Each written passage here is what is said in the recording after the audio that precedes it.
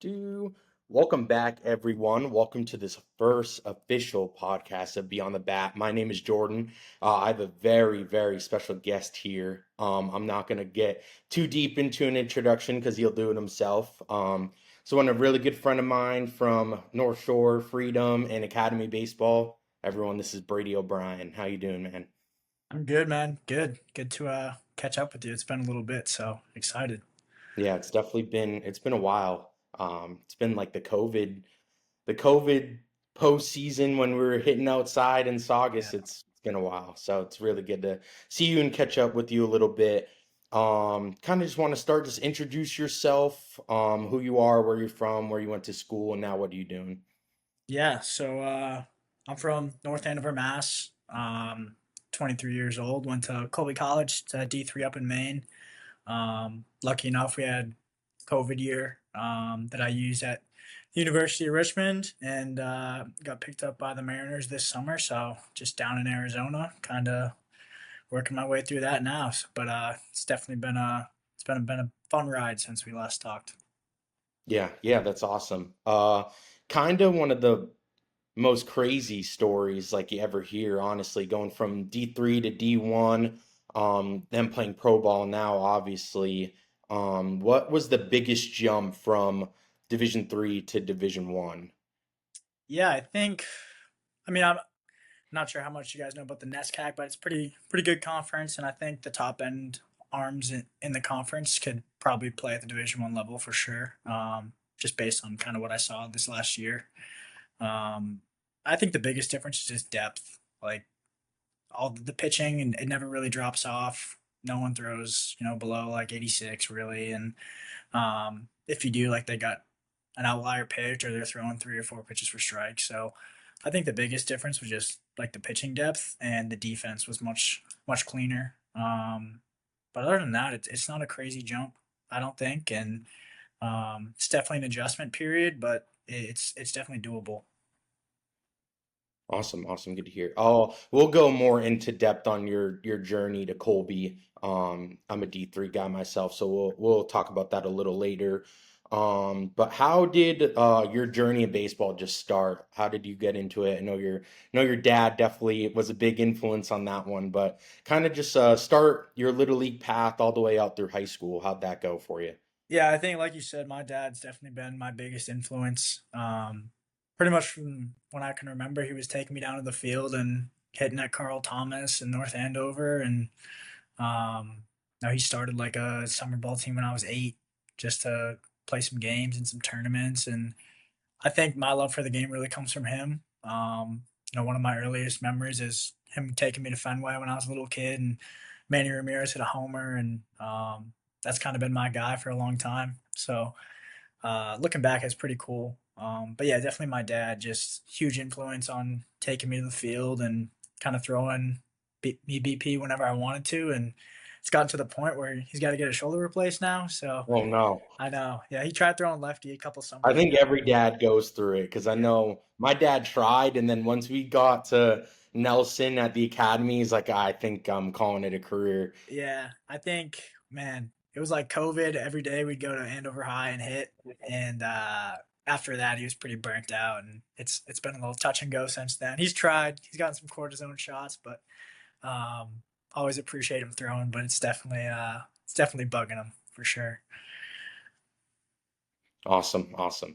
Kind of want to get into your journey at St. John's Prep. I know we obviously know, but for the people on the pod, kind of just go through that journey at St. John's because you guys were obviously a powerhouse there. I know in my mind that probably helped you once you got into college, but kind of go through that process of how you grew at St. John's. Because I know when I first met you, you weren't the biggest kid, and once you left there, you just grew as a person and physically. So kind of just go through that process at St. John's. Yeah, I think, I'm super appreciative for every experience and every stop I've had along the way. And a big one there was St. John's for sure. And I was super lucky to play with a ton of talented players, both in my class and above and below me. And actually, this past year, I was lucky enough. I played with DJ Pacheco again. who we played high school together and played together at Richmond, so that was pretty cool. But yeah, St. John's was awesome. I think it's so competitive there, and I think my freshman year I didn't really play right away, and I think just like the way my parents and grandparents kind of raised me was like, if you don't like it, do something about it, and take advantage of your opportunities when you get them. And um, I didn't play right away as freshman, and ended up playing a good amount towards the end of the year, and then had a pretty solid sophomore year, and then same thing, junior year didn't play much like the first half of the season, and got an opportunity in the second half, and kind of ended up making a little starting role for myself at third, which I was super grateful for, and went all the way to the Super 8 final and lost to my hometown, which was pretty tough. But um, Yeah, I remember being at yeah, that game. It was freaking packed there because yeah, you're pretty much playing in North Andover, being in Haverhill, and the place was booming. I remember that game. yeah, that was pretty brutal. Losing to them, definitely kept me up for a little bit there for a while, and Um, obviously, I was super juiced for my senior year. I think we had a really good team, and guys we played with like Joe Castrocini and Noah Shaw, Zach Fortuna, like they were going to be on that team, and same thing with Matt Remley, Ryan Bradley, and obviously DJ and some other guys. And I think it was a super talented and deep team.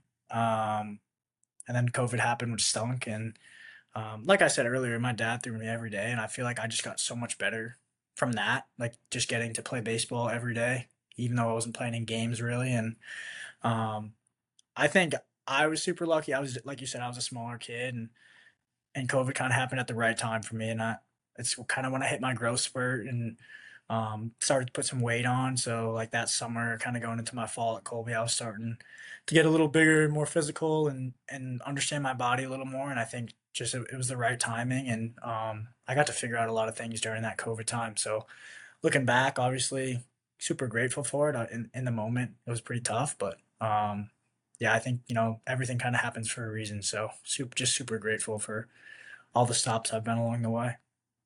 Yeah, that's awesome here. I know coming from me, like being at St. Mary's, I know at St. John's it's a little more tough because it is all guys, and you kind of do go through you start in the freshman team, you go up to JV, and then you're not really told you're gonna make an impact early.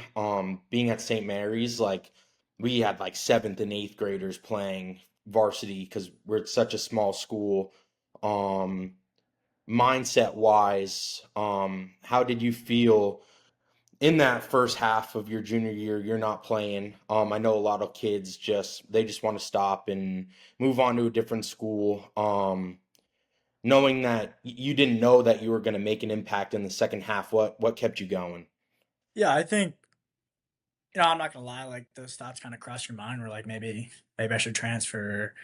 Um, but like I said earlier, it's just not really the way I was raised, and I think my parents and specifically my grandparents as well, just they kind of always instilled in me that like everything kind of happens for a reason, and when you get your opportunity, like you got to take advantage of it, and if you don't, then you don't. But um, like you just got to keep working, and when you get your chance, you got to make the most of it. And I think that's kind of what keeps you going is like, hey, like maybe I can stand out a little bit in practice. So, maybe I get a pinch hit at bat, or maybe I get like a spot start against like a lesser team or something. And I think that's kind of the things that kept me going, because I think personally I felt like I was good enough to play. And looking back, I mean that roster was pretty stacked for a high school team. So, I get it. And I wasn't a big kid at the time either, so I wasn't committed to a Division 1 school or any of that stuff. So I get it,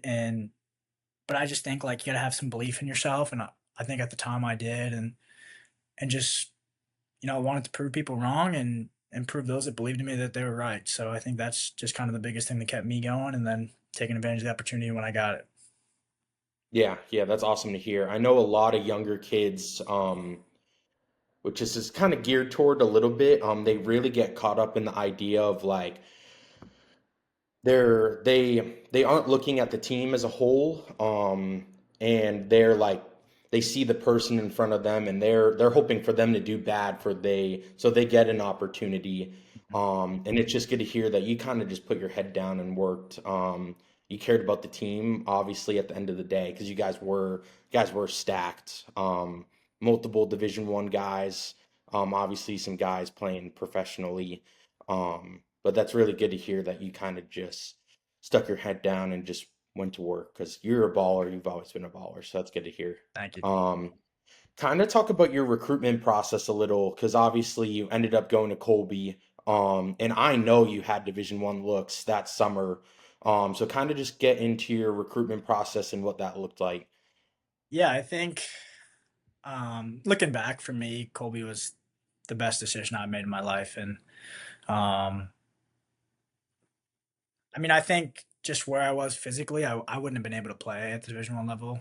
You know, obviously, I thought at the time I could, and um, I think maybe talent wise, maybe I could, but physically, I was not ready to play at that level, and part of that's like just growth, and some of that's weight room stuff, and um, so I think for me, looking back on that, like I always wanted to play. I really want to go to an Ivy League school. I felt like academically, that's where I fit, and baseball wise, I thought I could play there. Um, so I think that was really my goal for a long time. Obviously, you know, everyone has the goal of playing D1, and um, I think I was so caught up in playing D1 that like that's what I wanted so much. And but looking back, playing Division 3 baseball was the best decision I made in my life for sure. And I got to play right away when I got to Colby. I think what stuck out most about them was the coaching staff and the resources for me. Yeah. Um, I think it was really interesting when I went and visited Colby. I talked to Coach Woods, and he was like, you know, I'm not really gonna press you to commit. Like, if this is where you want to be, like, call me and like you can be here. But like, it's like I like you. I think you can play here, but I'm not gonna force you to come here. And I thought that was Yeah. really, really powerful. My parents really appreciated that too because some other coaches were kind of had some pressure, like, hey, like Yeah. deadline and things like that. So I think that was really something that I liked, and he created such a family environment.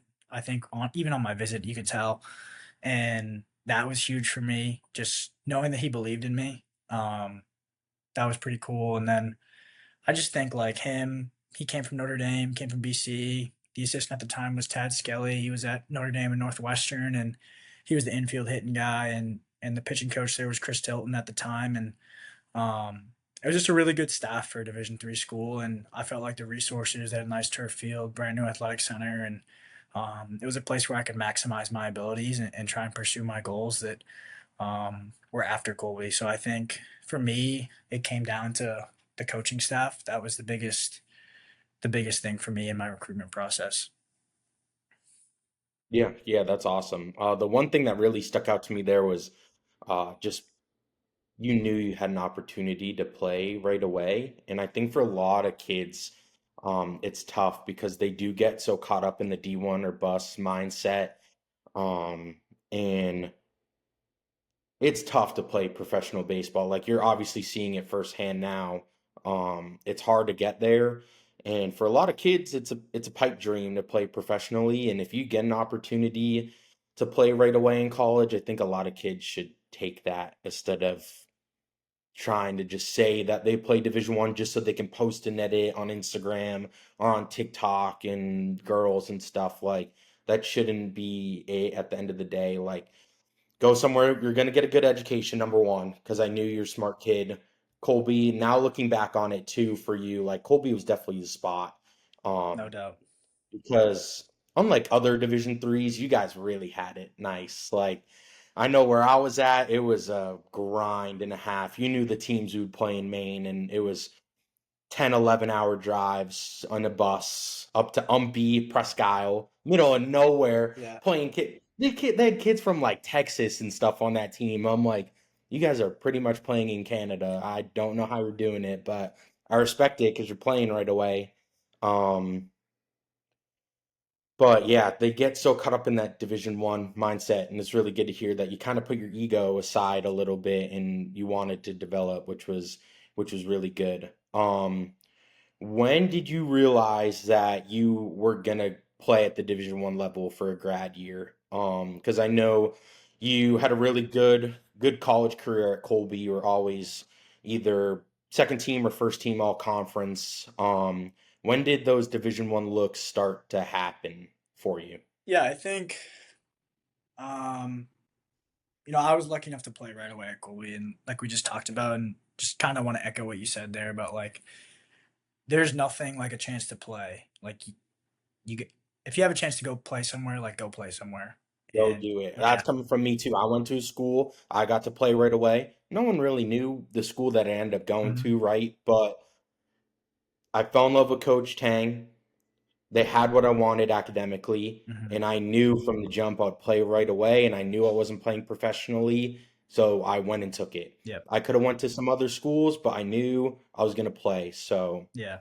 There's nothing that replaces playing baseball, yeah, and obviously you can be a good teammate anywhere, but you want to play. Like that's why you play yeah, college baseball is to go play baseball, not to watch. And I think that's just so huge. So for me, like going to Colby, I got to play right away. I started every game as a freshman. Um, Same thing as a sophomore and junior, senior, and um, I was lucky enough that after my sophomore year, I kind of when I had the COVID year, had some conversations with Coach Woods, and Colby doesn't have grad school, so he was like, "Hey, I want to help you out," and um, that was also super. It was a blessing that he was willing to help me move on from the program, and I think I owe a lot to him, and I really appreciated that.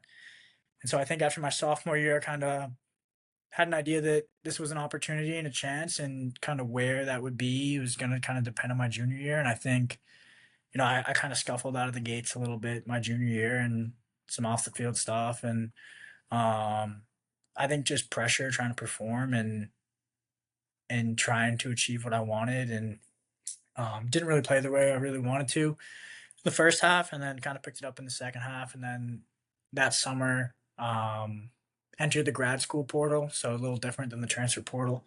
yeah. It's for just grad school students, and reached out to kind of schools that I thought I had a chance to play at. Coach Woods made some calls for me, helped me kind of like build a list of where I should look, and um, I think Richmond wasn't really on my radar. I had emailed them early. They went through a coaching change in the summer that I was getting recruited there. And Coach Aoki took the job, which Coach Woods had worked for Coach Aoki at BC and Notre Dame. And so when he took the job, their assistants kind of reached out to me a little more and talked to Nate Mulberg, who's the recruiting coordinator, and he's the man down there. Actually, just took the head coaching job at Johns Hopkins, but he was the recruiting coordinator, infield guy at the time, and scheduled a visit. Went down there, visited a couple other schools along the way, and I think when I got to Richmond, it's kind of like Colby. It just felt right, and felt like it was a place I could succeed, and I had coaches that believed in me, and I think that's another thing that's so important is finding a staff that believes in you, and um, when you have coaches that believe in you, it just frees you up so much to go play, and I was super lucky to have that there, and I felt that right away on my visit that they valued me as a player, and I was someone that they wanted, not someone that was just kind of like, oh, like it'd be nice to have type of thing, and um, so for me it was a pretty easy decision in the end just to go to Richmond, and I felt like I had good connections there with the coaches and a good chance to play right away as a fifth year. So that's kind of how that whole process went down. So committed my in the fall of my senior year, and then I think that freed me up too a little bit my senior year, just not to have to worry about where I was going and just kind of focus on playing. Yeah, that was awesome to hear you just talk about it's easier to play when you know a coach has belief in you. Um, I know especially a lot of high school kids trying to make a team or a lot of college freshmen trying to play. They don't fully believe in themselves because they don't know if a coach actually has belief in them. In my first podcast, I talked about when I was at St. Mary's, I definitely struggled my freshman year. I got the yips really bad just because I just didn't know if coach had belief in me at all. Looking back on it, he was just a stern guy. He probably did. He just wanted to see how I was because I was a hockey guy. He knew I was coachable. But that's really good to hear. Like it just frees you up so much when you know just coach really cares and has a belief in you. And you can just go out and play the game that we did when we were little. So that's really cool to hear. And I'm glad that Richmond was that spot for you for sure. Yeah.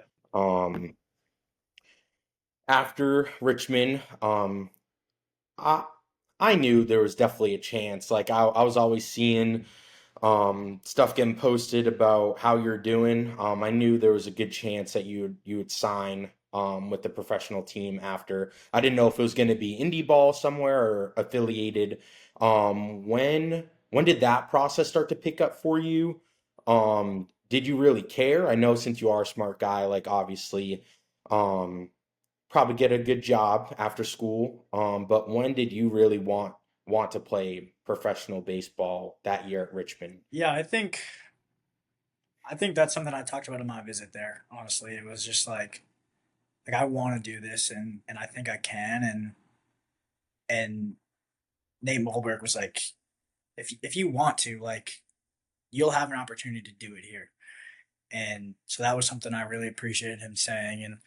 And I got there in the fall and went through, NDD and things like that, and kind of got into team practices, and I talked to Coach Mulberg, and it was just like this is what I want. Like I want to play professionally, and I want to know like what I have to do it. And he was super honest with me. He's like the biggest thing that'll help you is just go out and have a monster season. And he's like, that's not to put pressure on you, but like you're gonna be older in the draft, and um you just got to go out and have a really good year. And if things work out, things work out. If not, like you can just say, hey, you went out doing the best you can. And he's like, I'll be here every step to help you. Like, if that's throwing you BP or hitting you fungos, or we're doing dry reps or whatever, like, I'll be here to help you. But I think just the biggest thing is going out and producing. And so I think he was awesome for me in the fall. Like we spent a ton of time together, and especially in the infield, I feel like I got a lot better as an infielder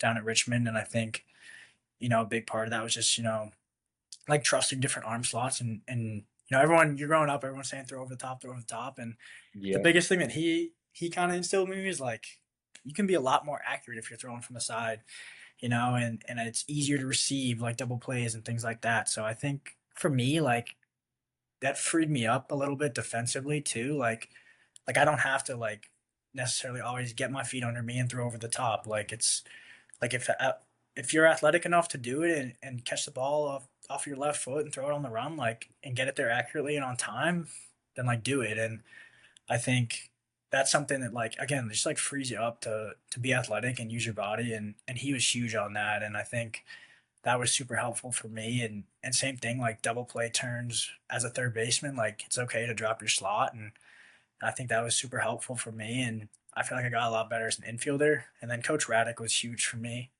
on the hitting side. And I think, going through the off season, like, I think moving up was like, oh, like maybe I might have to make some swing changes, whatever, to like, handle Division 1. And this just kind of goes back to the belief in you thing. Is like when I got there, it wasn't like, hey, like we got to do this, like change this. It was like man, like you're here for a reason. Like we recruited you for a Yeah. reason.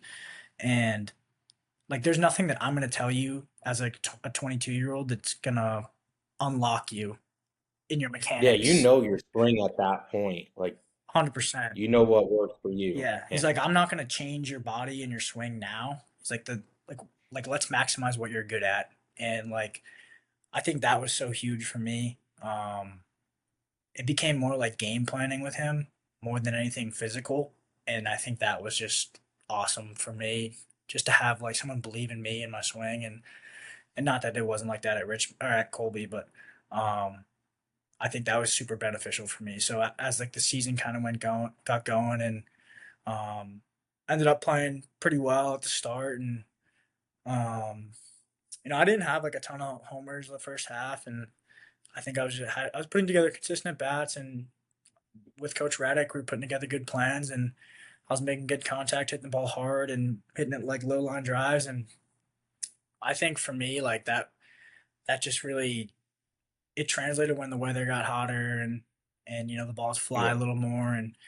And for me, like I can't try and hit the ball in the air. If I do that, I'm digging myself a hole. And so for me, just him, like us putting together the plan of like, hey, like we're gonna attack like head high line drive to right center field, and like that kept me on fastballs, and I tried to dominate the area of the zone that I wanted to dominate, and then if they flip a hanging breaking ball, like those are the ones that are going to fly. So I think for me, just trusting that plan over and over again was what made me help me have so much success this year. And I think towards the end of the year, started to like get a little bit of interest, and um, I don't think it was crazy. I had some teammates who had a lot more looks, and deservedly so. Like those guys are studs, and Jack Arcamone and Ryan Bilka and Jordan Jaffe. Like I think they all have a chance to play professionally next year. So um, good for those guys, and it helped me. Like those scouts came out to see those guys, and I played well. Um,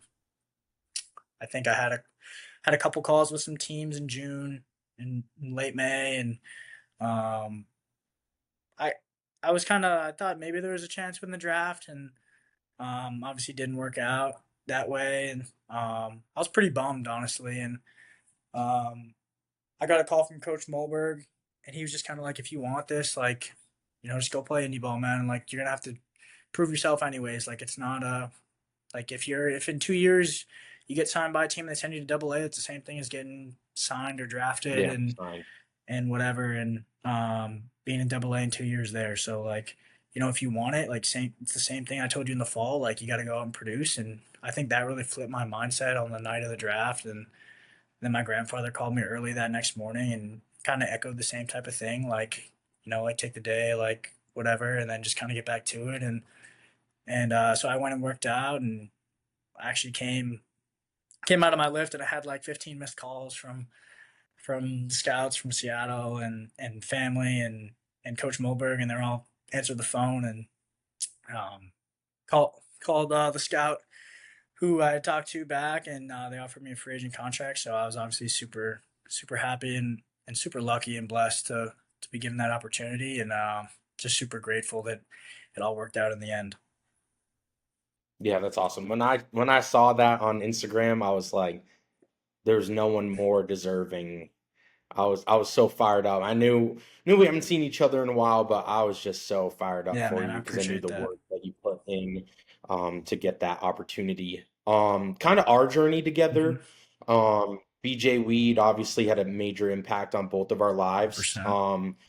He was our travel ball coach. He was a lot longer for you than he was for me. But kind of just talk about him and Lauren and what he means to you. Yeah, both of them are. I mean, they mean a lot to me, and I'm so grateful to have them in my life. And I think I started hitting with BJ when I was 8 years old, and I feel like he's the one that kind of molded my swing, honestly. And you should see his son Wes hit now. The kid drops Oh bombs, yeah, and I've been seeing yeah, videos. He he's a he beast. He's rakes. a beast, and Yeah. it's definitely helpful to have Coach Weed as your dad. He's one of the Oh best yeah. hitting guys around. So um, Big time. yeah, I mean they've treated me like a son, and they let me hit at the facility throughout in my college career, Yeah. and um, man, I don't have enough good things to say about them, and just how much I feel love for them. And I think, throughout the whole process, Mrs. Weed was texting me and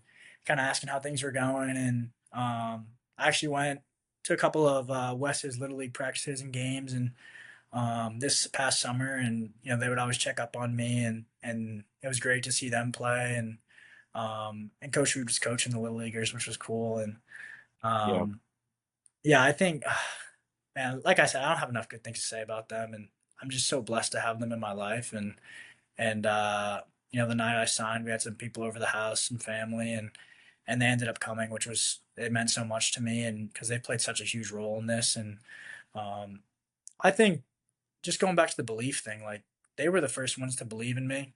That probably wasn't my family, and they believed in me when I wasn't playing a lot in high school, and they believed in me in college, and that I would have success at the Division 1 level, and they believed in me that I could play professionally. And I think that's it.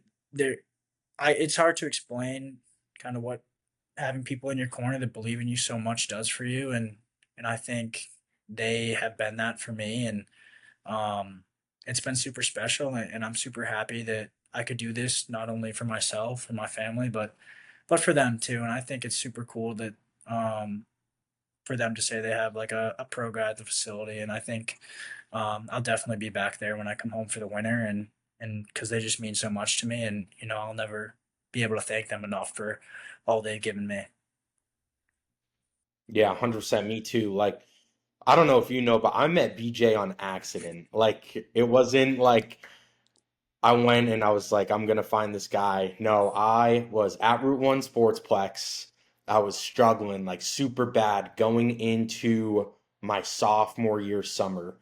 And growing up, I used to hit with Nelson Yep. Castro. Um, and I was like, I just need to get back and just like feel it out with him. I go downstairs and BJ was down there and he was giving lessons and he said that Joe Castrocini actually was talking about me. And I hit with BJ and he was going through that Mookie Betts-esque with the Yeah. hands. And I actually really needed that at the time. I know like once I got to college, like I didn't really need that. But at the time I really just needed to feel that in my Mhm. swing. And I didn't know that I was gonna have the relationship that I did with BJ. Ended up coaching for him, and I can also never thank BJ enough. I still talk to Lauren a Yeah. good amount, because she's actually an ex Disney College Program Oh, okay. alumni, like me. So we talk a lot Nice. about Disney and just life and stuff. Yeah, So she's great, and like with BJ's, I personally think he's one of the best hitting coaches in the North Shore, agreed. and I think he also just cares so much about his players. Like he's not really in Yep. it for the money, and he's in it like for you as a player, which is just I feel like it's hard to come by, honestly, in the baseball industry. So, Yeah. um, Because I definitely I needed him at that time, and he just he was just the perfect person that I needed when I was just struggling really yeah, bad. I didn't So know that. That's pretty cool to hear, honestly. So, yeah, it was super random. And then I ended up playing with you guys the next summer, and then rest is oh yeah, history. So kind of want to talk about some fun things sure. now. The home run celebration this year for you guys at Richmond. How did that start? Because it blew up everywhere. You guys were at NC State, I think, was when I first saw it. And kind of just explain that home run Yeah, I celebration. think so. They had that before I got there, and I don't know if it was popular before then, but yeah, we beat NC State in the midweek. I think it was like the second or third week of the season, and Yeah, I know it was early in the yeah, season. I think Jordan Jaffe hit a game tying homer, and then Jack Archibald, next hitter, hit a backside nuke, and he Jack gets fired up, and he's a stud too. Like he's gonna get picked up. He's at Georgia now, and um, yeah, he dove in. Yeah, I don't even know how to explain it. Like when I hit my first one, I was kind of nervous to jump into it a little bit and kind of Yeah, scared they're going to drop you or yeah, something. they gave it to me because I did like a little baby jump into it, but no, it's like it's super cool to hit a homer, and then you got your whole like line of teammates there, and you're just jumping into their arms. It's a cool feeling for sure, and yeah, I think it got super popular when Jack hit that homer against NC State. NCAA baseball posted it, and yeah, that was cool. But I don't know Oh where it yeah, originated because you from, guys were but blowing yeah, up, like blowing up big time. Like that video had like millions of yeah, views. no, that was cool. I was like, that's my Yeah. boy. So yeah, that was super, super sick to see. Um, you're a big hockey guy at heart. Um, who is your Mount Rushmore for Boston Bruins hockey Oof. See, players? I'm not a Bruins fan, so this is tough. Oh wait, you're a Capitals Yeah, I'm a fan. Caps fan. Capitals players. Bruins players. Mount Rushmore for Capitals players. Do you want me to go Caps or Bruins? I don't. Yeah, Yeah, go Caps. Caps. See, this is tough. Obviously Ovi's in there. I also have this. My grandfather scouted for Washington for a long time, so that's why I like him. Yeah. Not a bandwagon. Ovi's got to be in there. I think Backstrom easy. Um, Oh yeah, for sure. Man, I'm a Holtby fan, so I'll throw Holtby in there, and then probably John Carlson. He's just been there for so long and been so Yeah. Okay. consistent. So I'd say Yeah. those, and I'd love to throw TJ Oshie in there too if I can get a phone. I was thinking that Yeah, too, no, that was a but special. yeah, it's kind of tough to yeah. When did you start? playing hockey? Because I know when I first met you, I know you weren't playing at St. John's. You were with the Islanders. Yeah. So how did the hockey journey Yeah, I start? think my grandfather, like I said, scouted for a long time, and he was with Washington since I've been born. He was with Vancouver before then. Um, yeah, I think just my earliest memories, I've always been on the ice, and definitely was not as good as a hockey player as I ended up being a baseball player, which um, I don't know, that might disappoint some people in the family, but uh, Oh no. yeah, no, I've played for a long time, and I love to play, and I think that was something cool that like when I felt like I needed a reset at Colby, they always had the ice out, and I would just kind of go and skate and just do something else. Oh, you could free skate Yeah, we'd there? skate, and Oh, some of my that's teammates sick. would skate too, and we'd just kind of go out and play like 2-on-2, 3-on-3, or something. And sometimes like the women's hockey players would come out with us, and yeah, it was cool. And I think for me, like I'm a huge believer in like playing different sports and doing different things with your body, Agreed. and Big time. um, that's like something down here that I've kind of messed around with. Is just like if my body's not feeling good, like it's hard. There's no ice really down here, so that's tough. Yeah. Um, like just doing like yoga or something, just something different with my body where I'm like moving around a little different. And so I think hockey, although I didn't play like super competitively in high school and in college, I think it did help me with baseball because I think just moving different is important for your body. And um, yeah, but I love 100%. hockey. I still watch all the Caps games, and um, yeah, I'd say that was probably my first love was hockey. So Yeah, I'm very big on the play multiple sports. I used to get, I don't know if you know, but me and Joe, um, we played from what, 11U to 14U together. So 15U and the first year, 16U were the only 2 years we never okay, played together. So when I was 11, 12, I used to crap on Joe like every day for only playing yeah, baseball, and he hated it. And then it ended up working out for him because he's at Longwood yeah, now. But I used to be like, "You're gonna get burnt out. You're gonna get burnt out," and he hated it. He'd get so yeah. mad at me. I just used to crap on him. I thought it That was is funny. awesome. So, Yeah. Shout out Joe. um, yeah, he's the next episode. Oh, okay. Actually, I Cool. got him on next. Yeah. So, yeah, Joe. Yeah, Joe's a big part of my Yeah. life too. We're really close Yeah. growing up. Just playing academy Hmm. together. And then it's just awesome that we got to rekindle it when we were back on the team with Yeah. you. No, he's the man. Because we were the two, us two and Noah. I felt like we're the older Yeah, guys on for that sure. team. We're the unks for sure. So, um, I have a couple would you rather Okay. questions. If you'd like to answer Yeah. I those. feel like I'm on a date. Of course, of course. Starting off kind of negatively, but would you rather go 0 for 4 with 4 Ks or go 0 for 4 with all four lineouts? Oh man, like I'll take the lineouts any day. There's nothing worse. Like 105 off the bat, and you're just Yeah, I lining feel like out. that's so easy. Like I hate punching out, and I punched out way more this year than I normally do, and it kind of drove me nuts.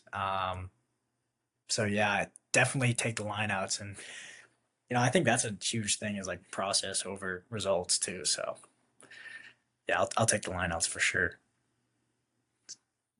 Some, next one. Would you rather get traded to the New York Yankees or never play professional baseball ever again? Yeah, I'm getting traded, man. I love the Sox. I was saying today if the Sox, played the M's, I think I might lean towards the Sox a little bit. Um, Me and Jackson were actually talking about this like a couple weeks ago.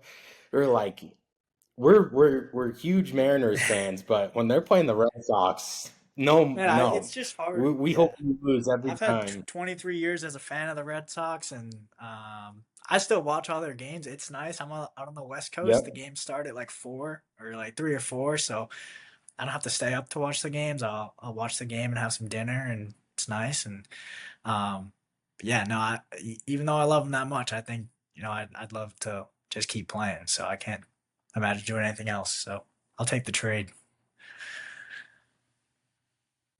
Awesome. I got one more for you, because we're hitting the 40-minute mark. This isn't really a would you rather, but is there anything you would change about your process from the start of your baseball career to now? Yeah, no, honestly, no. I think, like you said, I is a super unorthodox way to get here, and um, gosh, I think all the all the places I've been have made me who I am, and I don't think I'd be the player I am without them. And I think like failing at like not playing at St. John's and like that teaches you to like work hard and be resilient and work through adversity. And I think I was super lucky just to play college baseball. You know, like playing a college sport is an achievement in itself. And I Yeah. think I got to go to a place that I had coaches that believed in me, and I wouldn't have been at Richmond without those coaches. So you know, none of this might have happened. And I think going to Colby was the best thing for me. Like I said, I got to play right away, and I think like probably my junior year I failed a lot, and it taught me a lot about myself. And I think you know you kind of got to go through the failures to be able to work through the other side. If you're always having success, then when it does happen, you don't know how to handle it. So I think I'm grateful that I got to handle it in college, and I because I failed. You know, I didn't have a great year. I ended up turning it around in the second half, but like it's not. I wasn't. It wasn't my best season, and I think looking back on it, like would I like to change it? Yeah, probably. But like, would I? No. Like I needed that. I needed to fail, and that was okay because I think it made me a better player in the long run. And then I think going to Richmond, like, man, like, how lucky was I to just have a fifth year of college baseball? I think college baseball is like the most special brand of baseball. And I know you're a huge college baseball guy, and like, there's nothing like the team atmosphere of it and all the Yeah. tradition and playing huge games and like upset games and like it's just like such a special area of baseball to me. And I think like it's what I where I want to be when the pro career ends. I think I want to stay in college baseball because it's just it means so much to me. And I think going to Richmond, like having a fifth year of it, like that's man, I was so lucky and so grateful. And I think going there, I was super grateful for each day because you know I'm not guaranteed any baseball after this. And um, yeah, I think just being grateful for each day there and enjoying team lifts and enjoying team dinners and the road and the bus trips and taking the flights and like I enjoyed all the little things there, and I think that just leads to so much success on the field too. Like if you can appreciate like the little things and coming from a D3 school, like we got so much gear and like so much food that it was just Yeah. like man, I felt like I was like, what's going on here? Like A we're getting king. fed We had to pregame, buy during the game, everything at post Division game. Three. Like I'm getting free batting gloves. Like this is crazy. Like I used to have to buy my cleats. Now I got like two or three Yep. pairs. Like this is nuts. Did you get anything for free at Colby? Because I know I did not. I had to buy our team bag. We had to buy, so everyone had to wear the same, like for on-field BP before the game. We had to buy Yeah, that, and we had to buy, um, like our backpacks for like travel. And when our Florida trip, we traveled all in like polos. We had to buy yeah. that No, too, and we had to, or we would sit. yeah, no, that was yeah. The polos on the team store, backpack on the team store. Like Yeah, and you had to buy it, or you weren't yeah, playing. we weren't that strict. It was kind of like we wore jerseys for pregame BP. We had like old Oh, did jerseys. you? No, we had like these Adidas like pullover, like with the Yeah, short sleeves, the yeah, the hitting windbreakers, jackets. and literally we got. It was my freshman year. We're playing Anna Maria in like a couple weeks, and Coach Tang's like, if you guys don't order these items, you're never going to be in the lineup That's at crazy. all. And I was like, dang, well, I'm gonna drop 150 bucks I don't Yeah, have right now. yeah, no, that yeah, it's.